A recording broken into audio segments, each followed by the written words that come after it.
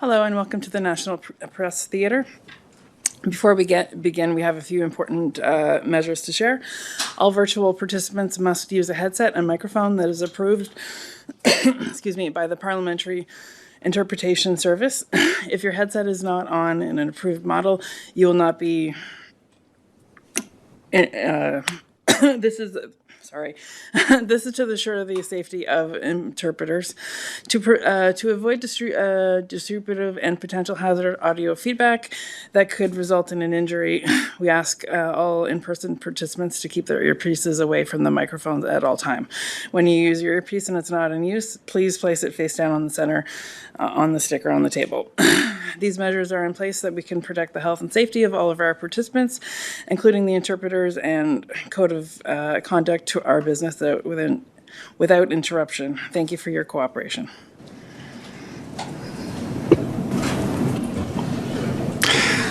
Bonjour à tous, good morning. En tant qu'ombudsman des contribuables, je suis très fier de publier mon rapport annuel 2025-2026 intitulé « En quête de meilleurs services ». Les contribuables s'attendent à plus. Cette année donne un sentiment de renouveau. Avec mon dernier rapport annuel, je croyais que mon mandat en tant qu'ombudsman des contribuables touchait à sa fin. J'ai été honoré que mon mandat soit prolongé jusqu'en octobre 2027 et je me sens privilégié que l'honorable François-Philippe Champagne, ministre des Finances et du Revenu national, ait recommandé ma reconduction au gouverneur général en conseil. Je leur suis reconnaissant de la confiance qu'ils me témoignent pour continuer à améliorer les services que l'Agence du revenu du Canada offre au public. Avec ces 2 années supplémentaires, j'ai l'occasion d'examiner davantage à quoi pourrait ressembler l'avenir des services à l'Agence du revenu du Canada, l'ARC. Les élections d'avril 2025, ainsi que les mois qui les ont précédées, ont également contribué à ce sentiment de renouveau. Nous avons vu un nouveau premier ministre et un nouveau cabinet avec une vision et des priorités différentes. Nous vivons une époque où l'accent est davantage mis sur l'efficacité, la numérisation et bien sûr l'intelligence artificielle. Mais il est important dans cette transition vers ces changements, nous ne laissions personne de côté. Bon nombre des 7 recommandations figurant dans ce rapport annuel reposent sur ce principe. Nous voulons nous assurer que l'ARC soutient les contribuables en période de changement, alors qu'elle s'efforce de numériser les services et d'intégrer l'IA. Ces technologies peuvent être utiles, mais, comme pour toute nouvelle technologie, leur adoption peut rencontrer des obstacles. Ainsi, j'ai recommandé que, dans le cadre de sa stratégie en matière d'intelligence artificielle, l'ARC veille à répondre aux besoins des populations vulnérables afin qu'elles soient traitées équitablement. Cela dit, même si les nouvelles technologies peuvent être pratiques pour l'ARC et pour un grand nombre de contribuables, l'ARC doit garder à l'esprit que beaucoup auront des difficultés si elle impose ces changements sans accorder d'exception. Certains aînés peuvent avoir des difficultés à utiliser les nouvelles technologies. Les nouveaux arrivants peuvent ne pas parler le français ou l'anglais comme langue maternelle. Les peuples autochtones peuvent vivre dans des régions rurales où l'accès à l'Internet est limité. En bref, l'Agence ne doit pas rendre plus difficile pour ces groupes de remplir leurs obligations fiscales et de recevoir les prestations et crédits auxquels ils ont droit. En effet, il existe des moyens pour l'ARC d'utiliser la technologie et de modifier ses processus afin de faciliter la production des déclarations et, par conséquent, le versement des prestations et crédits pour un grand nombre des contribuables. Avec le budget 2025, nous avons vu l'introduction des prestations fédérales automatisées. L'objectif de ce programme est d'introduire la déclaration automatique des revenus pour un certain nombre de personnes à faible revenu répondant à des critères spécifiques afin qu'elles puissent recevoir plus facilement leur paiement de prestations et de crédits. L'ARC préparerait leur déclaration et disposerait de 90 jours pour examiner la déclaration et informer l'ARC de tout changement nécessaire. Sinon, l'ARC déposerait la déclaration en leur nom. Cependant, une partie de la commodité de ce programme pourrait être offerte à un bien plus grand nombre de personnes afin de simplifier le processus de déclaration en général. C'est pourquoi j'ai recommandé que le ministre des Finances et du Revenu national élargisse l'admissibilité afin de permettre à tous les contribuables, ayant une situation fiscale simple et pas seulement aux personnes à faible revenu, d'accéder à des déclarations de revenus pré-remplies dans leur compte de l'ARC. L'objectif principal de cette recommandation est de faciliter la production des déclarations de revenus pour le contribuable. À cette fin, il est peut-être temps de revoir la complexité incroyable de la loi sur l'impôt sur le revenu. Durant ma dernière année, j'aurai l'occasion d'exprimer mon opinion sur ce sujet plus clairement. Une autre recommandation de ce rapport peut sembler similaire à celle formulée par mon bureau dans notre rapport 2020-2021. J'ai recommandé que l'ARC offre aux contribuables la possibilité de demander un rappel sans avoir à appeler d'abord un centre de contact et ne pas limiter les rappels à des sujets précis d'ici l'automne 2027. Dans notre rapport 2020-2021, nous avions recommandé que l'ARC mette en place un système de planification des rappels. Dans le cadre de cette recommandation, nous avions suggéré qu'une ligne téléphonique pour les questions relatives au crédit d'impôt pour personnes handicapées serait un projet pilote approprié. Avec le plan d'amélioration des services en 100 jours, l'ARC l'a fait. Bien que ce projet pilote soit maintenant terminé, nous pensons qu'il serait bénéfique de le relancer et d'élargir le service. Étant donné que les centres de contact de l'ARC constituent la principale tendance en matière de plaintes reçues par notre bureau, cette fonctionnalité de rappel serait un changement bienvenu pour réduire les temps d'attente et la frustration. L'ARC s'alignerait aussi, enfin, sur ce qui est devenu la norme pour beaucoup dans l'industrie. Les contribuables n'en attendent pas moins. Bien que la majorité des recommandations de cette année portent sur la manière dont l'ARC peut directement améliorer ses services aux contribuables, il y a une exception.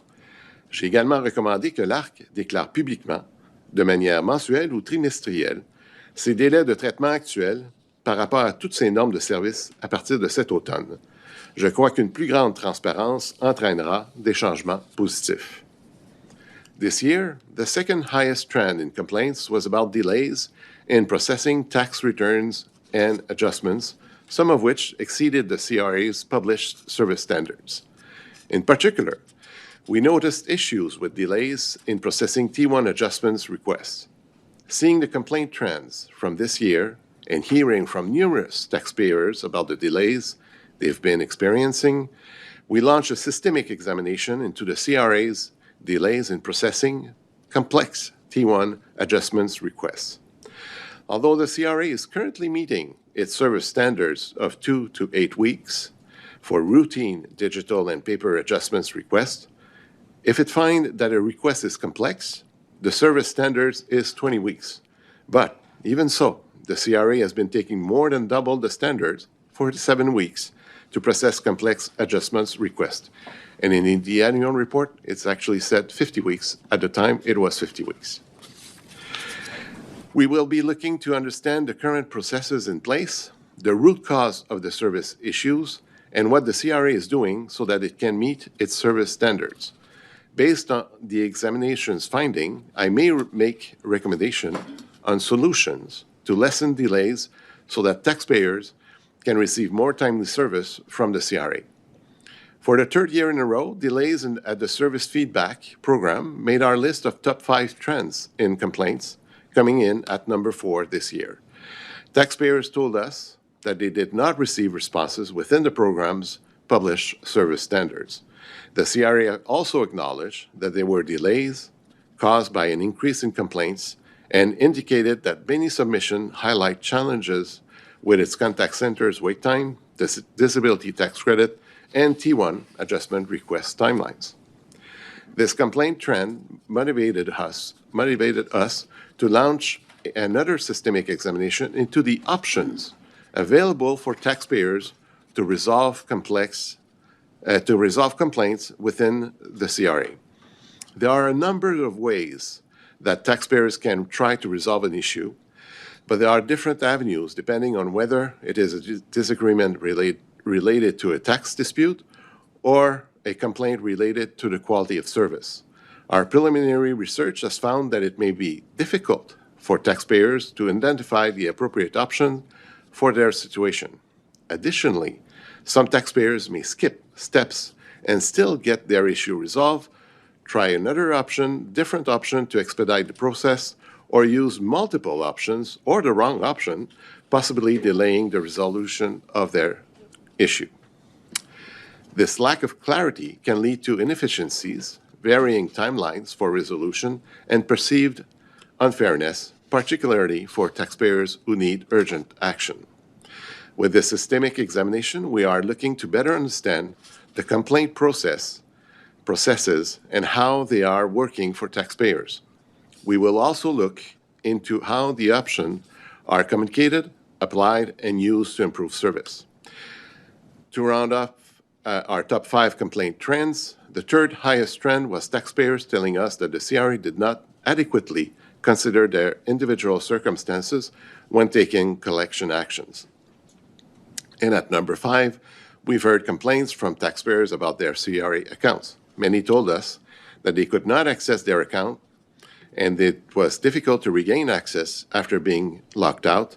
Another example of how the process of onboarding technology can be a bumpy road. Looking ahead, this year will truly be my final full year as Canada's Taxpayers Ombudsperson. It has been an honor to help make sure that taxpayers' rights are respected, and this year I will be working to close the loop on some of my long-term goals. During my time here, we have had a particular focus on vulnerable and hard-to-reach population and how, by making sure the CRA meets the needs of these groups. It can be more accessible for everyone. I'm looking forward to sharing our finding before my departure. As always, this work would not be possible without the staff at the Office of the Taxpayers Ombudsperson. I may be the face, unfortunately, but they are the heart and the hands behind all of our accomplishments. We are a small team of about 35 full-time employees serving the whole country, but I am always amazed by how much work they are able to accomplish. I would like to take the opportunity to thank everyone at the office for their hard work and dedication to serving the public. Thank you for listening, and I remain at your disposal in the official language of your choice for any questions you may have. Merci. Thank you. Good morning. You note that the CRA, of course, was more so under the microscope with the 100-day plan. Did your office see any evidence of service improvement as a result of that exercise? That's a very great question, actually. The most important finding is that it fired the seat. It put a kind of a, in French I would say, mettre le feu sous siège. It would put a little fire under the seat of bureaucrats. I know the bureaucrats. They're well intended. They're hardworking people, but the accountability is always political. Now the shift was there was kind of a shift. The bureaucrats were more accountable with the 100-day plan because the political masters wanted it to be so. So that's for me, something very positive that I saw. It put more impetus into delivering results. And that's why we have a recommendations to keep on going by making sure that they report monthly or quarterly the advancement and improvement in service-related in issue of the standard service standards. I always get confused with the normes de service and service standards. So that in itself is something positive. I note that the number of complaints your office received this year, as you say, it was a 3-year high, and it was just below the 21-22 year, which I think everybody kind of assumed was like COVID-related or CERB-related, or, it was kind of an anomalous year. Yeah. Do you think that last year was also similarly an anomaly, or what is behind this upward trend? No. No, the trend is continuing this right now. We are seeing an increased number of complaints even in this quarter that we're right now focused on. The reason why it's, delays.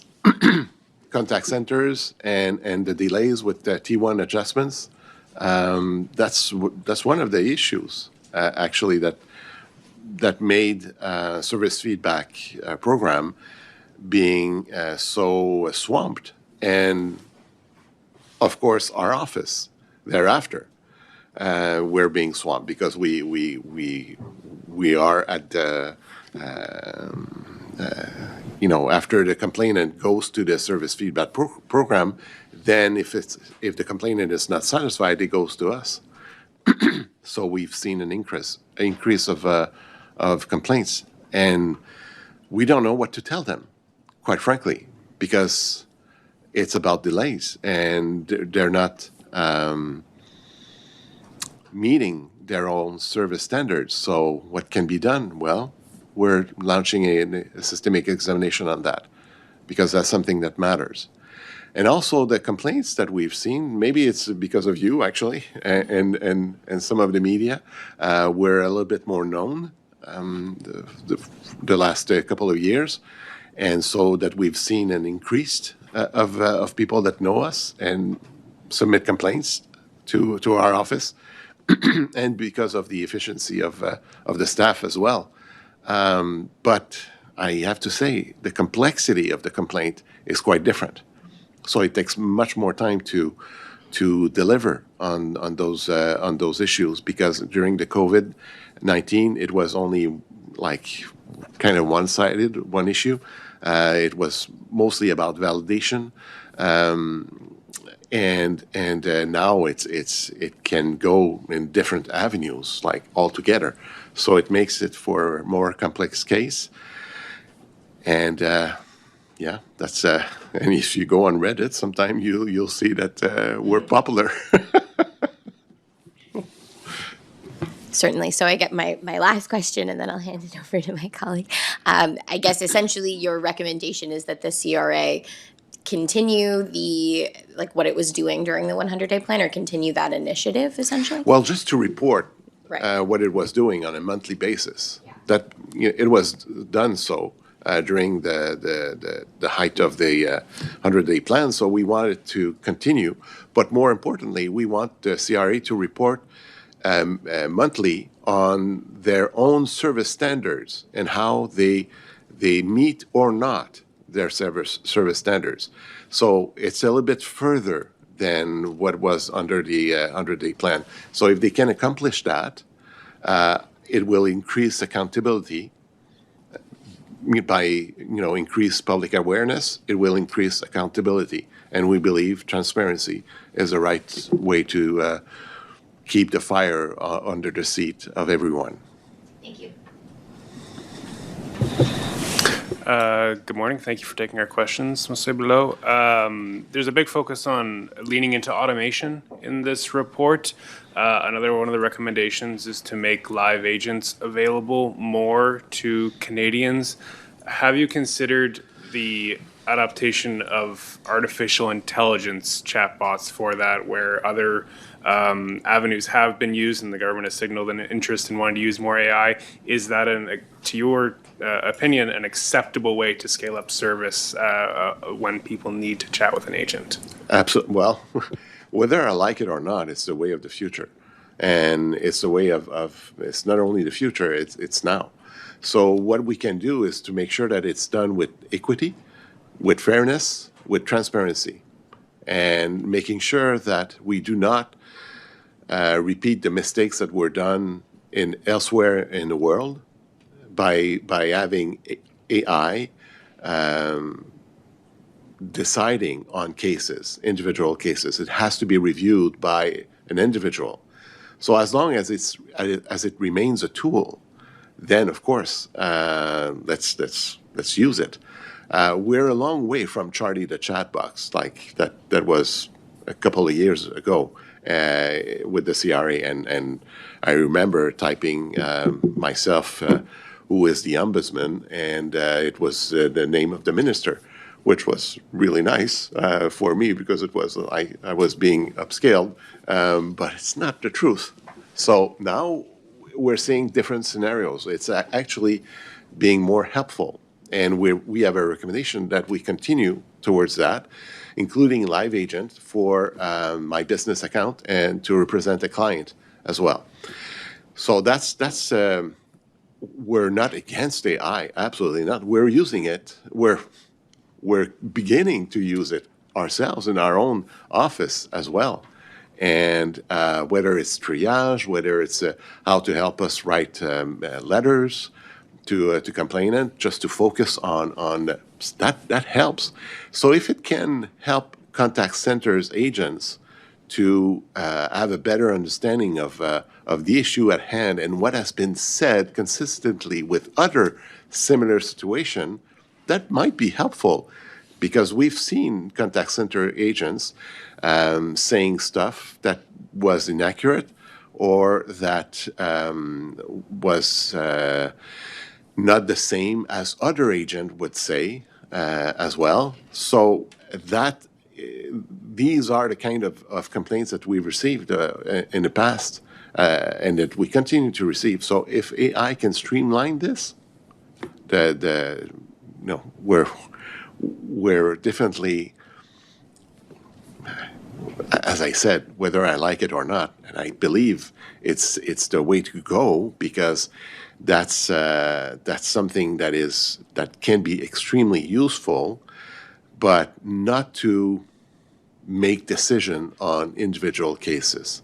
And that's the point I will continue to make. And so far, the CRA's response, because I've seen the plan of the CRA, and it's very ethical, and I'm reassured by the CRA's plan that it will go into the right direction with the use of AI.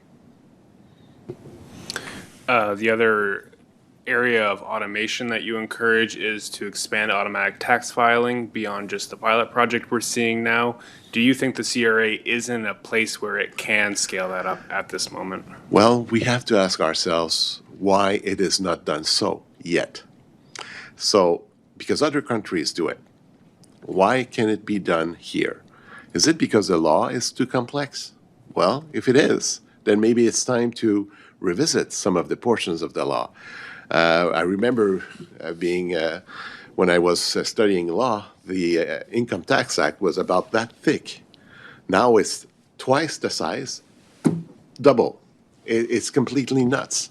There are so many credits, so many, if you look at your T1, the complexity of it all is amazing. So, and not necessarily positively. So maybe it's time to streamline a little bit. So I'm not here to suggest that we need to change the act. Maybe in the next year we'll have the opportunity to come back to this issue again. But we have to ask ourselves, why is it not done so yet? If, for instance, we focus on the low income for the new program, then why not with people that have similar income but in a simple tax situation, or not necessarily low income but in a simple tax situation? If you have an offshore in Cayman's Islands, maybe that's not for you.